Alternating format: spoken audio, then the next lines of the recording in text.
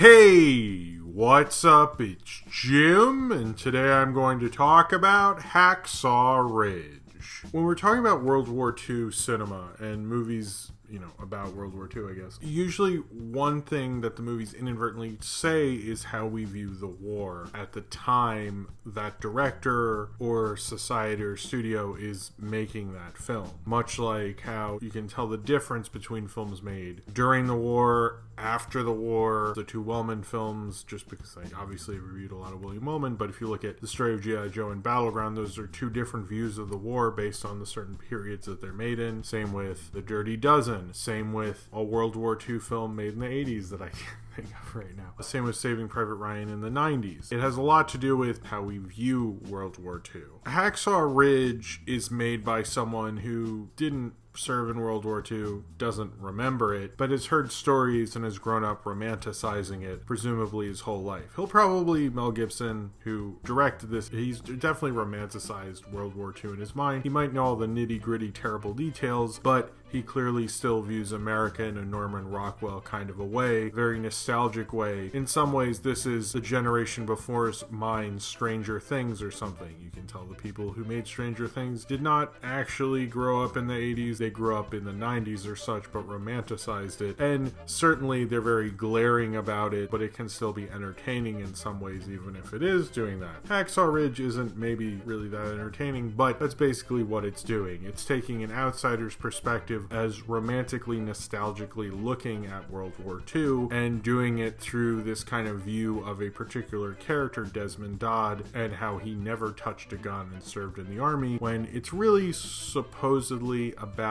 that character, although it's not a very good character study or a story just about him. Certain arcs aren't really built to. Suddenly things just sort of happen because, hey, he did that thing, which is like the kind of boring thing most biopics do, which is as boring for me to describe how they feel at doing that kind of story as it is to actually watch them fail to do those things in the predictable way that they always do. Hacksaw Ridge shows me the kind of History Channel armchair World War II baby boomer view of World War II and how boring and uninteresting that has become at this point. We've moved past the people who are looking for authenticity, have a point with it, with like Steven Spielberg, and we moved on to the people who just really love to talk about World War II but have no idea how to actually capture it accurately and in a way that has an actual point to it, the way we used to do with World War II cinema, while also acting like that this is still important and great. Desmond Doss, who's played by Andrew Garfield, wants to join the army for World War II, and it tells them because of his religious views as a pacifist, he cannot carry a gun and does not want to, and is first in a lot of trouble, but through a tribunal and stuff, he finds out he can fight in the war without a gun to protect him, and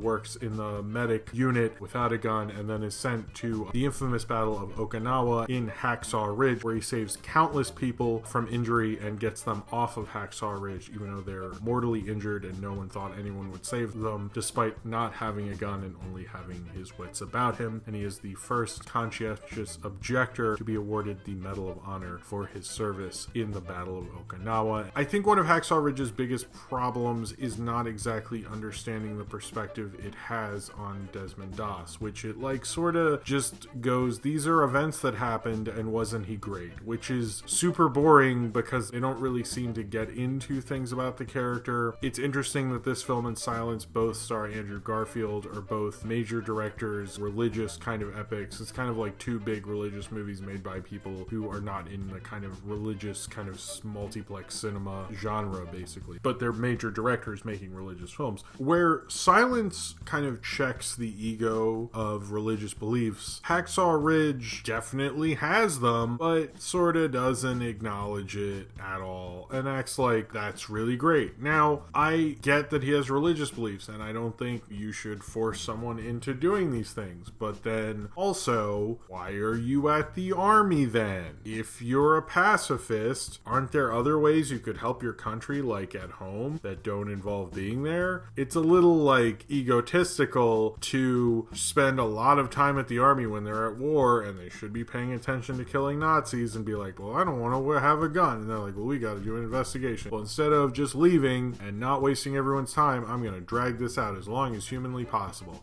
Now, granted, in this case, the ends justified the means, and I guess it like totally made sense and worked out for him. I'm glad it did. I'm glad those people survived and stuff. But the egotistical nature of him, just like this whole thing going on for a while, I agree with the army in this case, because it's like, dude, why are you here? Like, in addition to that, his whole strong urge to serve thing really comes out of nowhere. You get this whole thing with him and his girl who becomes his wife, and they're falling in love, and you learn something about his backstory, and then he's like, I'm gonna join the army, and you're like, oh, that came out of nowhere. And then it'll go on later, it goes, 2 guys in my hometown killed themselves because they couldn't serve, and you're like, that is news to me. I'm watching this movie, this is important. Like, I would have gotten how it was important to him. Did they cut that out? You get the thing, why he's a pacifist, why he's religious, the thing with his parents, all that stuff's in there, but everything with him seeing a recruitment ad and go, I don't know, maybe, and then him reacting to Pearl Harbor, even though it would be cheesy and obvious, it would be something. But this movie often goes, hey, this stuff happened this way. And I'm like, yeah, but why don't you build like a character in a certain way? I sort of don't get why make this movie now. I mean, they had tried to make this a long time ago when Desmond Doss was alive, but he objected to it. So, of course, his estate was like, oh shit, he's dead. Who wants to make a movie? And, of course, they do.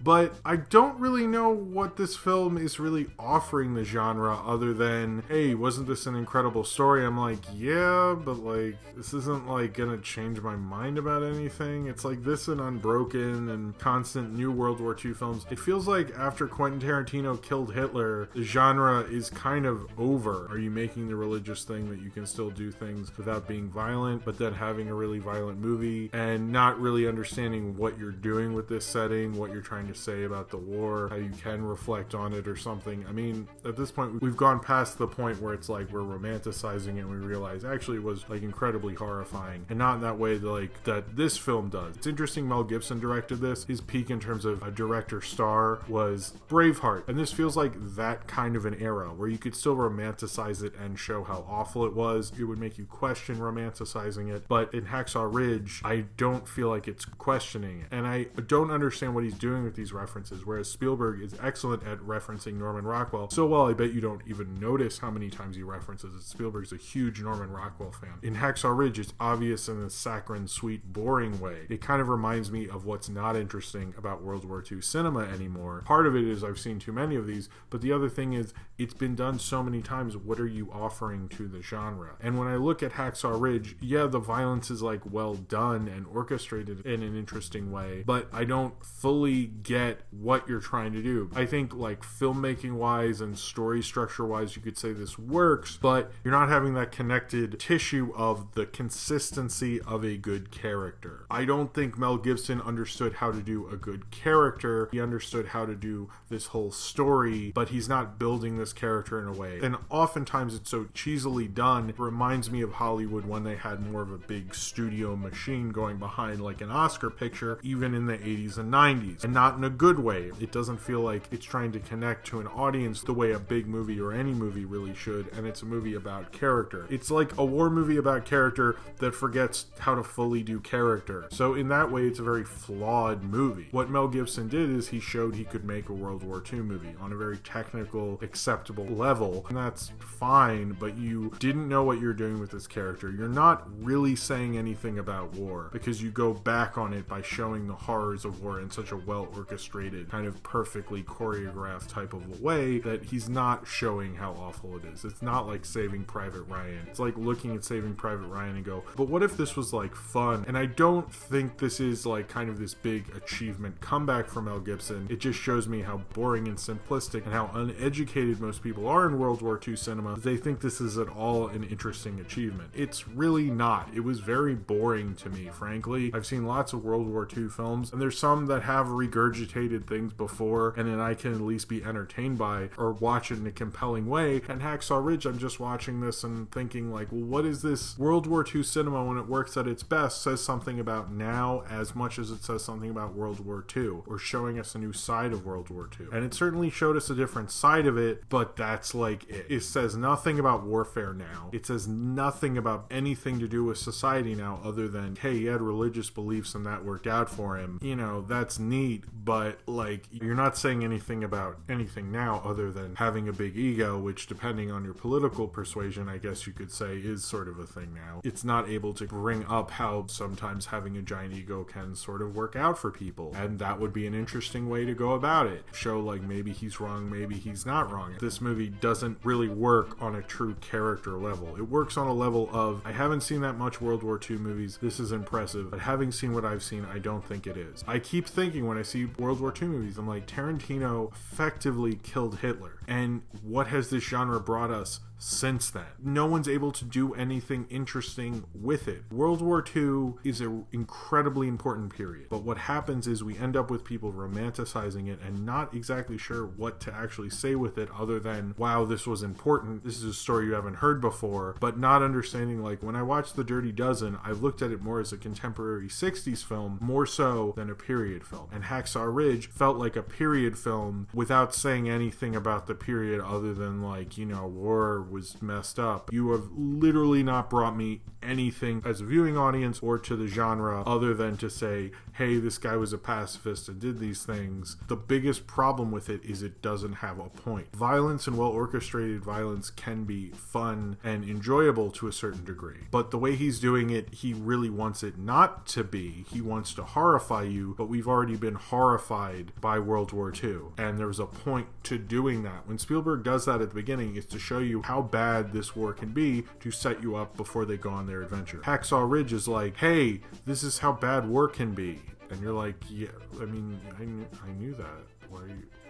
And it just never evolves from there. I think Andrew Garfield might be more at home in this because he's more of a studio kind of a actor. I think he might have maybe given a better performance in Silence, but I think this might be more within his skill set to do something like this. I sort of understand why people like this. It's more of a natural fit, and it certainly works. I actually liked Hugo Weaving. It seems like I'm like the only one.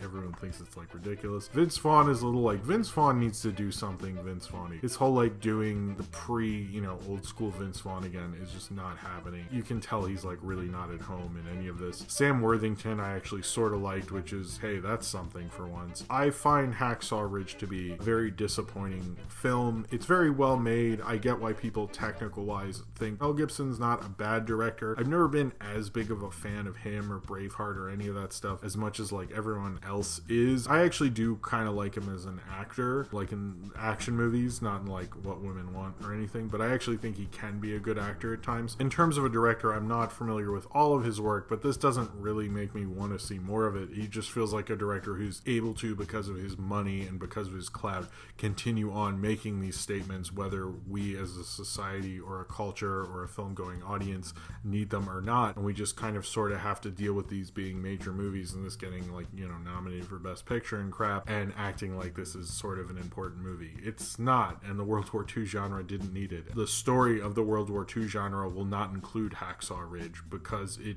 has no reason to. And I think that says more about what this movie does, which is, in effect, it's a stylish, failed character portrait. This is good filmmaking, but it's like how Michael Bay makes good movies. It's like, yeah, aesthetically, you put the camera in the right place. You can tell technical-wise you're a talented filmmaker, but as a storyteller, this often fails at just simple logic, dragging things out that aren't there. The first part and the second part don't exactly work. If he was doing just a movie about a battle, just about what this movie's named after, Hacksaw Ridge, but then it's really about Desmond Doss and all the nonsense before, I think this movie's kind of a bit of a mess. In a way, I guess maybe Hacksaw Ridge is the only way you can justify doing this, because as I said before, Tarantino killed Hitler, so what can you do now? And instead of Mel Gibson looking at what he can move forward with the genre, he went back, but didn't even really do that well. He just kind of did it in a way that reminds me of what I don't like about the genre, and also what I don't like about him as a storyteller. I would say if you're sitting there and you're like, man, I should really see Hacksaw Ridge, it sounds cool, just like maybe see a different major World War II movie instead, because this is not offering you much of anything other than, well choreographed, gory, bloody fights, and that's kind of like the only thing that's pretty cool about it that's at all interesting. Everything else is just failed style and a really failed story and not really being able to tell the story of its character, and reminds me of kind of like Unbroken, which I'm sure everyone still talks about now and really changed all of filmmaking. These are just kind of director ego projects, and they're both by major Hollywood stars too. That's funny. They're just like big director ego projects that is like their big World War II movie, but they didn't really think about, hey, didn't most of those like have a point and shit, and then we have to sit there and maybe hope we can glean a point out of it when there is no point to be taken from it. It's just there to show that they're a great filmmaker and they can make a big World War II movie. And I guess aesthetically, this and Unbroken both did that, but in terms of being an interesting movie, it really didn't. It was just a kind of big, forgettable, prestige kind of World War II film